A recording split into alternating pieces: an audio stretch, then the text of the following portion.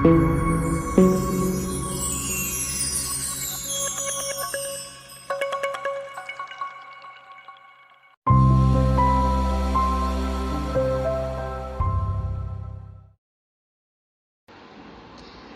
Friends, स्वागत है आप सभी का मेरे यूट्यूब चैनल पे।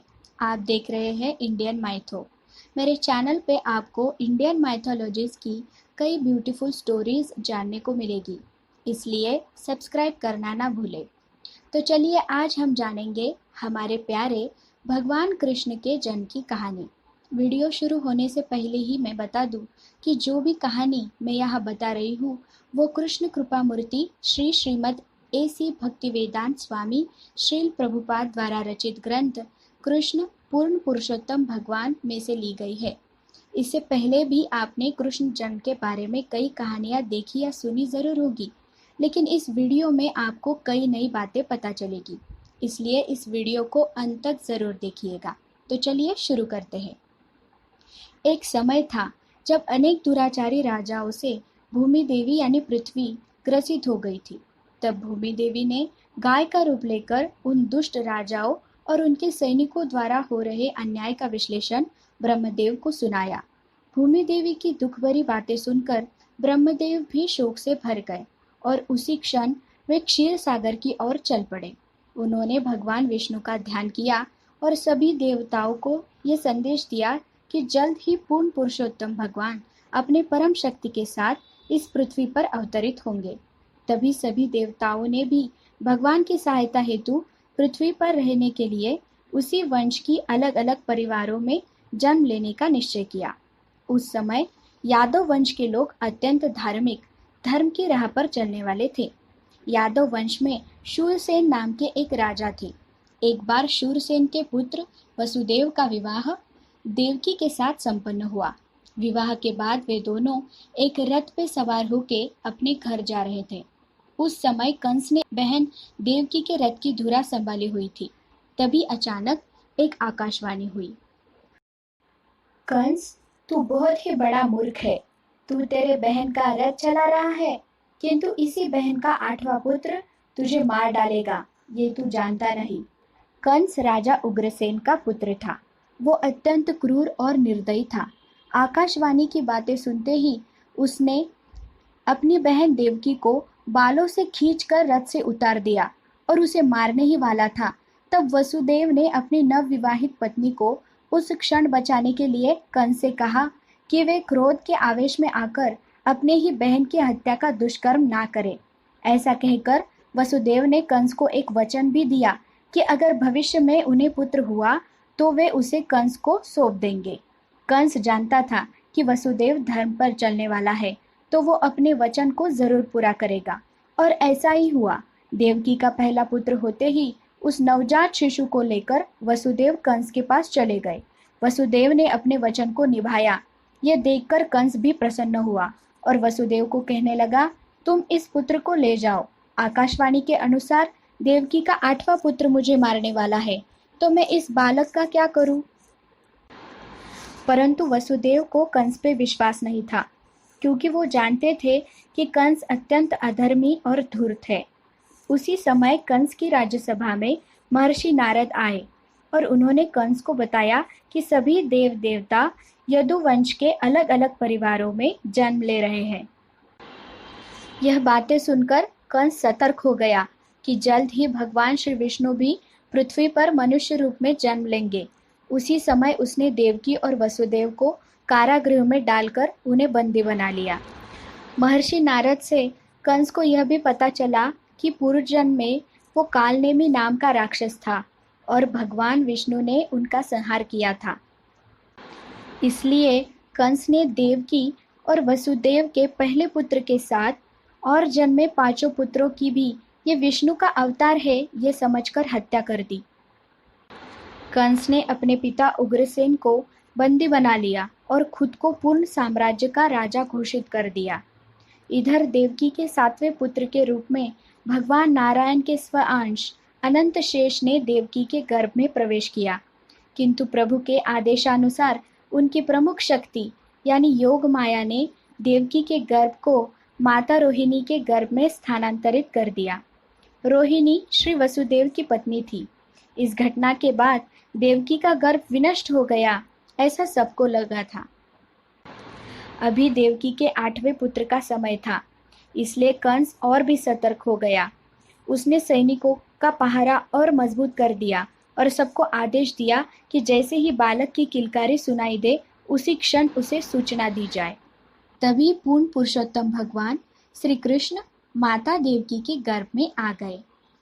भगवान के गर्भ में आ जाने से माता देवकी का सौंदर्य खिल उठा। उनका मुख चंद्रमा के भांति चमक रहा था। ऐसी आश्चर्यकारक दिव्य सौंदर्य को देखते ही कंस समझ गया था कि जरूर ही पूर्ण पुरुषोत्तम भगवान देवकी के गर्भ में प्रवेश कर चुके हैं। वो भयभीत होकर सोचने लगा कि अगर अभी मैंने देवकी को मारने का प्रयास किया तो भगवान उनकी परम इच्छा और भी जल्दी पूरा करेंगे, अर्थात उसे उसी वक्त मार डालेंगे। और वो सोचने लगा कि देवकी एक स्त्री है और गर्भवती भी है, उसे मारने से उसे कलंक लगेगा। फिर भी अब भी उसका मन भगवान के प्रति शत्रुत्व की भावना से भरा हुआ था। उस समय सभी देवता अदृश्य अवस्था में प्रकट होकर गर्भस्थ भगवान श्री कृष्ण की स्तुति करने लगे। किंतु माता देवकी अपने 8वें पुत्र के लिए चिंतित थी, क्योंकि आकाशवाणी की बातें सच होने के लिए उनका 8वां पुत्र जन्म लेने वाला था और कंस के दुष्टता के कारण वो पहले ही अपने पुत्रों का वियोग सह चुकी थी।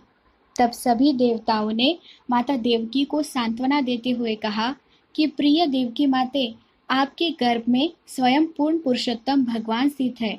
वो हम सब के कल्याण के लिए अवतरित हो रहे हैं, इसलिए आप अपने भाई कंस की वजह से भयभीत ना हो। स्वयं भगवान श्री कृष्ण आपके 8वें पुत्र धर्मपरायण यादव वंश के संरक्षण हेतु अपने स्वांश भगवान बलराम के साथ अवतीर्ण हो रहे हैं।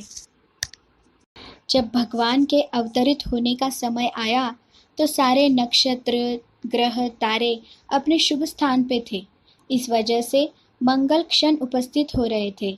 सभी दिशाओं में शांति थी। सारी सृष्टि में शुभ शकुन हो रहे थे। नदियाँ भर भर के बहने लगी। तालाबों में सुंदर कमल खिलने लगे। सभी पशु पक्षी आनंद से झूमने लगे। हवा में अलग अलग पुष्पों का सुगंध था। सभी के मन में आनंद, हर्ष, उल्लास था। सभी देवता भी भगवान के गुणगान कर रहे थे और आकाश से पुष्पवृष्टि कर रहे थे।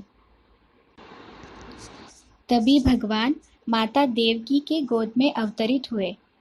माता देवकी और वसुदेव ने उस अद्भुत बालक को देखा। उन्हें 4 भुजाएं थी। उन्होंने शंख, चक्र, गदा, पद्म धारण किए हुए थे। उनके गले में रत्नों का हार था और उन्होंने रेशमी पीतवर्णी वस्त्र पहना हुआ था। वो बालक छोटे आकार के श्यामवर्णी मेघों के समान सुंदर दिख रहे थे। हाथों में मूल्यवान कंकण, कानों में कुंडल और भी अन्य अलंकारों से सुसज्जित थे। उनका अनुपम सौंदर्य देखकर वसुदेव और देवकी जान गए थे कि वो स्वयं पूर्ण पुरुषोत्तम भगवान अपने शाश्वत रूप में उनके समक्ष थे। तब देवकी और वसुदेव ने उनको निवेदन किया कि वो सामान्य बालक रूप में प्रकट हो, क्योंकि उन दोनों को भय था कि कंस उन बालक रूपी भगवान की सच्चाई जानकर उन्हें पीड़ा पहुंचाएगा। तभी माता और पिता का निवेदन सुनकर भगवान ने स्वयं को एक सामान्य बालक के रूप में प्रकट किया और उन्होंने माता देवकी और वसुदेव को यह सूचित किया कि मुझे गोकुल में माता यशोदा के यहाँ ले जाओ और उसी वक्त जन्मी उनकी पुत्री को यहाँ ले आओ। वो पुत्री यानी भगवान नारायण की योगमाया थी।